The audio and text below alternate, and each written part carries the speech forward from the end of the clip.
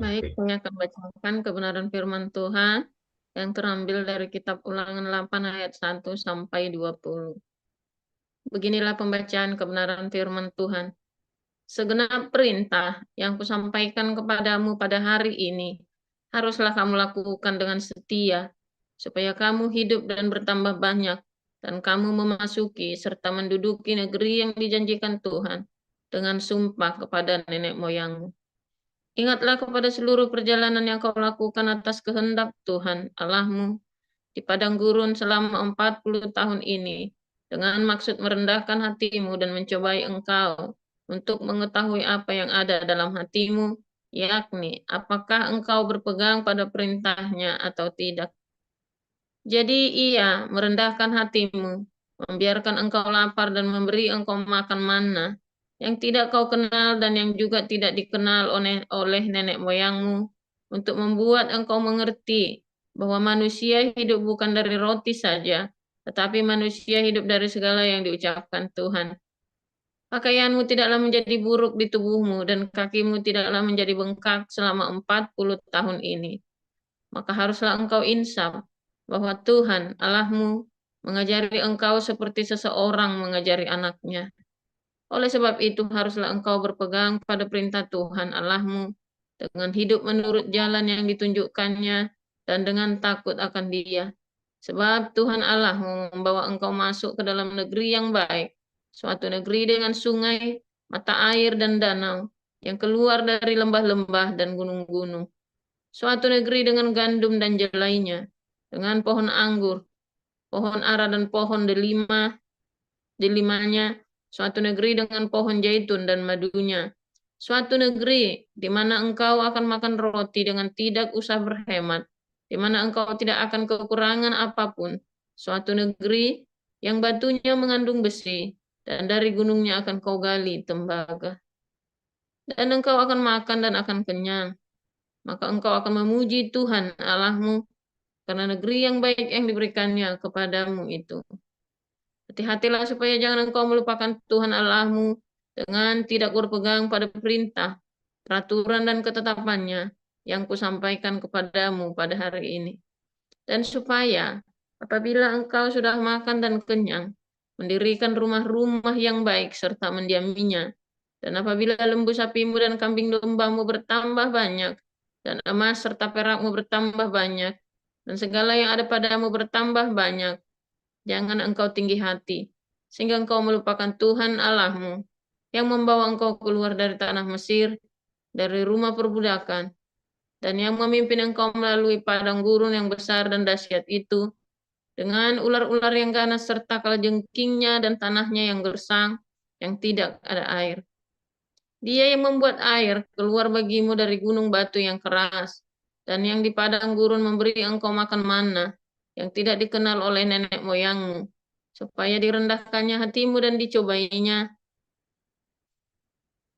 engkau, hanya untuk berbuat baik kepadamu akhirnya. Maka janganlah kau katakan dalam hatimu, kekuasaanku dan kekuatan tanganku lah yang membuat aku memperoleh kekayaan ini. Tetapi haruslah engkau ingat kepada Tuhan Allahmu, sebab dialah yang memberikan kepadamu kekuatan untuk memperoleh kekayaan, dengan maksud meneguhkan perjanjian yang diikrarkannya, dengan sumpah kepada nenek moyangmu, seperti sekarang ini. Tetapi jika engkau sama sekali melupakan Tuhan Allahmu, dan mengikuti Allah lain, beribadah kepadanya dan sujud menyembah kepadanya, aku memperingatkan kepadamu hari ini, bahwa kamu pasti binasa seperti bangsa-bangsa yang dibinasakan Tuhan di hadapanmu, kamu pun akan binasa, sebab kamu tidak mau mendengarkan suara Tuhan Allahmu. Demikian. Bacaan kedua dari 1 Tesalonika 5 ayat 1 sampai 8. Demikian. Tetapi tentang zaman dan masa, saudara-saudara, tidak perlu dituliskan kepadamu, karena kamu sendiri tahu benar-benar bahwa hari Tuhan datang seperti pencuri pada malam.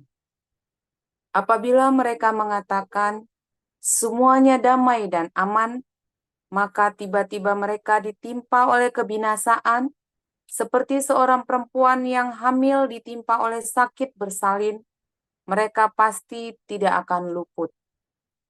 Tetapi kamu, saudara-saudara, kamu tidak hidup di dalam kegelapan, sehingga hari itu tiba-tiba mendatangi kamu seperti pencuri. Karena kamu semua adalah anak-anak terang dan anak-anak siang. Kita bukanlah orang-orang malam atau orang-orang kegelapan. Sebab itu, baiklah jangan kita tidur seperti orang-orang lain, tetapi berjaga-jaga dan sadar.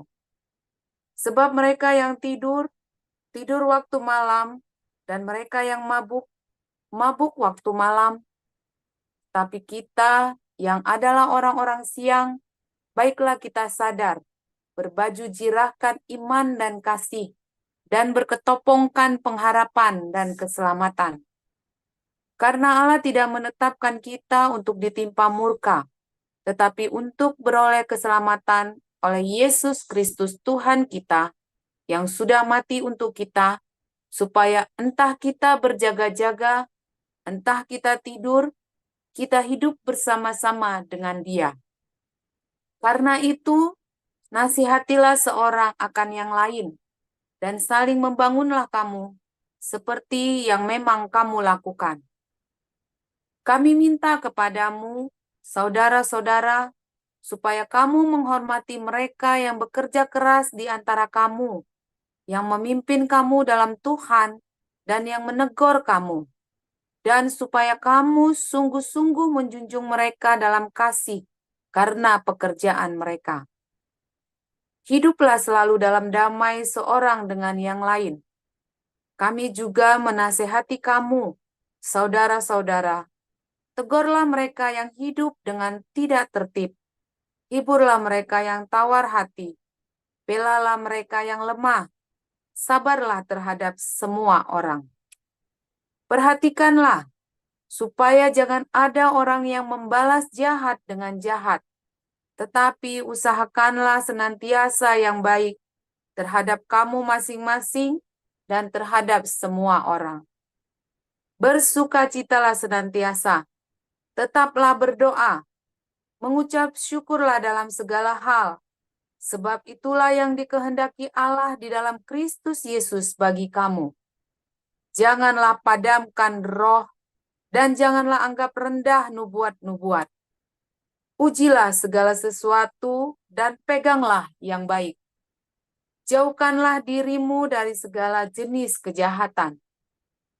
Semoga Allah damai sejahtera menguduskan kamu seluruhnya, dan semoga roh, jiwa, dan tubuhmu terpelihara sempurna dengan tak bercacat pada kedatangan Yesus Kristus Tuhan kita. Ia yang memanggil kamu adalah setia. Ia juga akan menggenapinya. Saudara-saudara, doakanlah kami. Sampaikanlah salam kami kepada semua saudara dengan cium yang kudus. Demi nama Tuhan, aku minta dengan sangat kepadamu, supaya surat ini dibacakan kepada semua saudara. Kasih karunia Yesus Kristus Tuhan kita menyertai kamu. Amin. Haleluya. Terima kasih Pak Amin. Enardo. Terima kasih Ibu Linda Sumbermata. Ya, haleluya. Pak Utomo minta tolong saya di spotlight. Ya Pak. Dan saya nggak bisa bikin spotlight. Ya? Bisa. Oke, haleluya. Firman Tuhan selalu baru setiap hari ketika kita menanti-nantikan Tuhan dengan penuh cinta, ya saudara ya. Penuh cinta, terus hidup di dalam kasih dan kekudusan dan pengharapan, punya iman yang teguh ya. Kita sudah belajar setiap hari. Saudara, 40 tahun, angka 4, angka penderitaan, angka kita masuk dalam masa pencobaan padang gurun. Siapapun Anda, siapapun, tidak ada yang tidak melewati padang gurun. Kita pasti lewat padang gurun. Bohong kalau orang itu tidak melewati padang gurun. Ya, pasti kita semua lewat. Hanya masalahnya di padang gurun itu, kamu isi dengan kemarahan, atau kamu isi dengan sukacita. dengan ucapan syukur. Saya di awal-awal padang gurun saya tidak ngerti, saudara ya. Saya tidak ngerti. Tuhan kok tidak selesai-selesai padang gurunnya. Kamu hari ini ngalami padang gurun, belum tentu itu padang gurun loh. Padahal itu cuman hanya baru baru percobaan-percobaan biasa. Kamu akan melewati sebuah padang gurun yang sesungguhnya. Kalau di dalam hal-hal tiap hari saja kamu sudah tidak bisa mengucap syukur, makan nggak bisa mengucap syukur, pagi-pagi bangun kamu seger nggak bisa mengucap syukur, ya. Oh, nanti kalau kamu melewati padang gurun beneran itu, waduh, saudara ya, habis itu, ya. Kita melewati masa-masa padang gurun, ya, dan kita nggak siap. Dan Anda tidak akan pernah siap ketika masuk dalam padang gurun. Orang Israel mana tahu sih mau dibawa padang gurun?